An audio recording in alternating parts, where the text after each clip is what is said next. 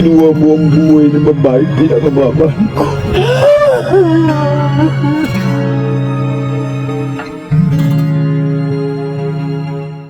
So, hi guys. So, kumusta sa inyong lahat? So, ito ngayon sa kaabang-abang na FPG Batang Quiapo. So, kung nakita nyo yung episode kanina is tungkol kay Mokang.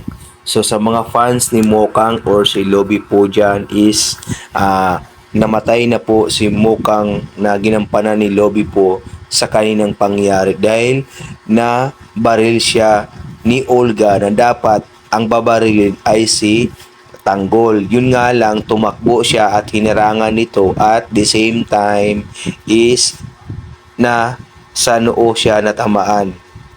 So, di natin alam kung bakit nawala siya sa eksena. Siguro, ano lang ni talaga ni Coco Martin yun kasi siguro paganda na ang FPG Batang Quiapo. Hindi natin alam dahil alam nyo naman, kagaling lang siya sa pag-asawa sa pagkakasal. Malay mo, gusto niyang magkaroon ng anak, di ba? Pahinga muna or siguro sa ibang karir or sa ibang may show siya na di na talaga kaya.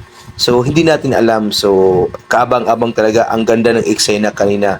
So, tingnan natin yung trailer nung nangyari kay na mga viewers ko dyan. Pero kung bago lang kayo sa channel ko, please subscribe and ring that bell para ma-notify ka sa mga sunod kong video about sa FPG. So, ito tingnan, alam kong katakam-takam nyo na. So, bye-bye.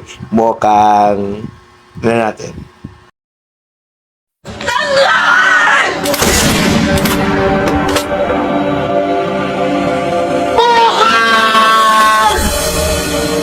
Gaano ba kalaki ang kasalanan ko? Bakit kinuha mo ang buhay ng babae pinakamamahal ko?